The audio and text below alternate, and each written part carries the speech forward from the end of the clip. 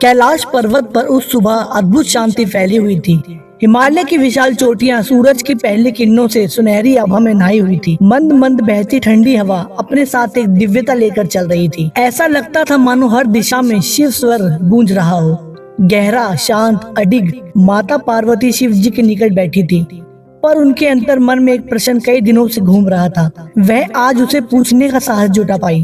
उन्होंने धीरे से कहा, प्रभु, एक बात जाननी है, मनुष्य का भाग्य आखिर कब बदलता है? शिवजी के शांत चेहरे पर हल्की मुस्कान तैर गई।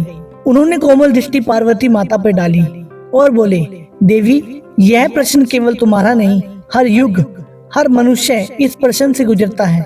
आज मैं तुम्हें इसका उत्तर एक कथा के माध्यम से दूंगा। माता ने उत्सुकता से सिर झुका दिया। शिवजी ने अपनी गहरी धुन में कथा का आरंभ किया। बहुत समय पहले हिमालय की तलहटी में सत्यव्रधन नाम का एक छोटा सा शांत राज्य था। इस राज्य का राजा था राजा नक्षत्रपाल। वह न्यायप्रिय, दयालु और प्रजा हितैषी था।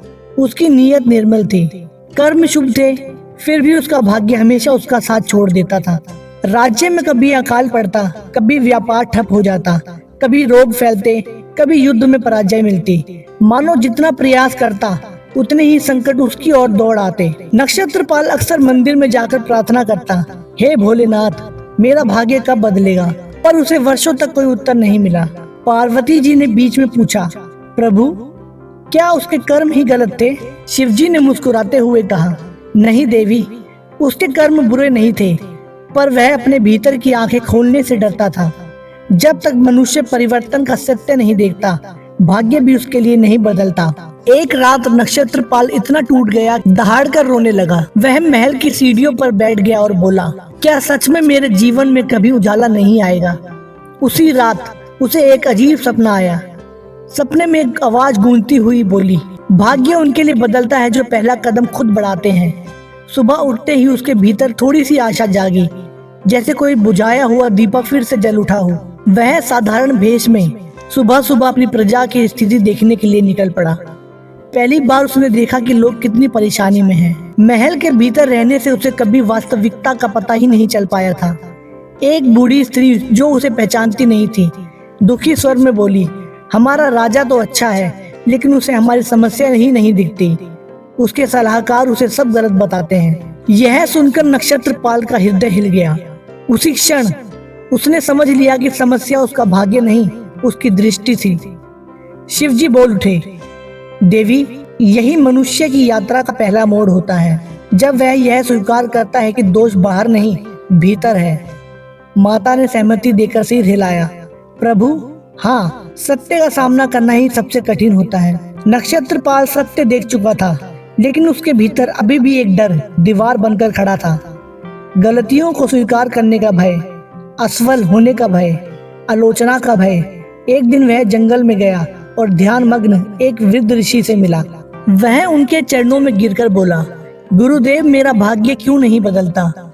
ऋषि ने आंखें खोली और शांत भाव से बोले, क्योंकि तुम जानते हो तुम्हें क्या करना है, उस पर चलने से डरते हो। भय भाग्य की सबसे बड़ी बाधा है। यह शब्द उसके हृदय में तीर की तरह बैठ गए।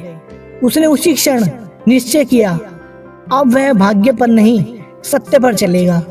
यह उसका दूसरा मोड़ था, साहस। इसके बाद राजा ने निरंतर कई महीनों तक दिन रात परिश्रम किया।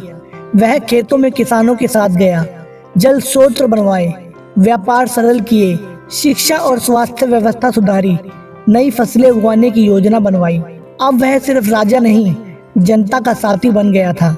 धीरे धीरे राज्य में खुशहाली आने लगी, हर तरफ उम्मीद और ऊर्जा फैलने लगी। पार्वती जी ने पूछा, हे प्रभु, क्या केवल कर्म बदलते ही भाग्य बदलने लगता है? शिव बोले, हाँ देवी, कर्म वह अग्नि है जिसमें पुराना भाग्य पिघल कर नया आकार लेता है। परंतु जैसे ही सब ठीक होने लगा, ब्रह्मांड ने उसकी परीक्षा ली। पड़ोसी राज्य ने अचानक हमला कर दिया। युद्ध कठिन था, सेना कमजोर पड़ने लगी, लोग निराश हो गए। कई मंत्रियों ने कहा, राजा का दुर्भाग्य फिर जाग गया। लेकिन इस बार नक्षत्रपाल टूटा नहीं। वह रात को अकेले बैठकर प्रार्थना करता, भगवान, यदि आपने मुझे सही रास्ता दिखाया है तो मुझे धैर्य भी दीजिए। शिवजी ने पार्वती से कहा, देवी, यही वह समय है जहां अधिकतर लोग हार मान लेते हैं, लेकिन जो धैर्य नहीं छोड़ते वही भाग्य का रुख बदलते हैं। अगले दिन राजा स्वयं सेना के आगे खड़ा हो गया। उसने युद्ध भूमि में ऐसी वीरता दिखाई, शत्रु सेना घबरा गई। नक्षत्रपाल ने शत्रु सेनापति को परास्त किया और राज्य को बचा लिया। लेकिन परीक्षा यहीं खत्म नहीं हुई। कुछ महीनों बाद राज्य में महामारी फैल गई। लोग डर गए। मंत्री बोले, राजा महल में रहे, बाहर न जाए। पर नक्षत्रपाल बोला, जब मेरी प्रजा को मेरी सबसे अधिक आवश्यकता है तब महल में रहना पाप है। वह रोगियों के बीच गया, औषधियां वितरित की, बच्चों को संभाला, परिवारों को सांत्वना दी। उसकी उपस्थिति ही लोगों के लिए आशा बन गई। यही वह क्षण था जब उसका भाग्य स्थायी रूप से बदल गया, क्योंकि अब उसका कर्म केवल उसका नहीं, पूरे ब्रह्मांड का कार्य बन चुका था। राज्य फिर से समृद्ध हुआ। हर जगह लोग कहते, हमारा राज्य देवतुल्य है। पर नक्षत्रपाल के भीतर एक नया प्रश्न जाग गया, क्या यही भाग्य परिवर्तन का अंत है या इसके आगे भी कोई सत्य है? एक रात पूर्णिमा की चंद्रमा के नीचे उसे एक दिव्य सपना आया। उसने स्वयं को एक विशाल दर्पण के सामने खड़ा देखा। पहले उसमें उसका जीवन दिखाई दिया, उसके बाद सुख दुख, पराजय, जीत, कर्म, फल, फिर धीरे धीरे सब मिटने लगा और अंत में सिर्फ एक दिव्य प्रकाश बच गया।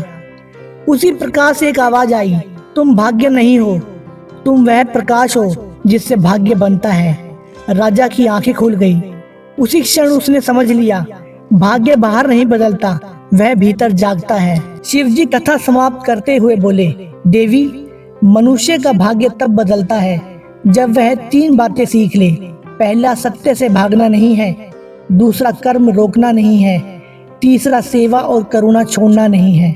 और अंतिम अवस्था तब आती है जब वह पहचान ले कि वह अकेला नहीं, वह उसी ब्रह्मांड का अंश है जिससे भाग्य की हर रेखा जन्म लेती है। पार्वती जी ने विनम्रता से सिर झुकाया, प्रभु, अब मैं समझ गई, भाग्य कोई ताला नहीं, भाग्य भीतर की जागृति है। कैलाश पर अद्भुत शांति छा गई और सत्य आज भी उतना ही अटल है, भाग्य बाहर नहीं बदलता, मनुष्य के भीतर जन्म लेता है। प्रिय साथियों, अगर आपको ये कहानी अच्छी लगी हो तो इसे शेयर करें और हमारे चैनल भक्ति सागर को सब्सक्राइब करें। राधे राधे, जय श्री राम।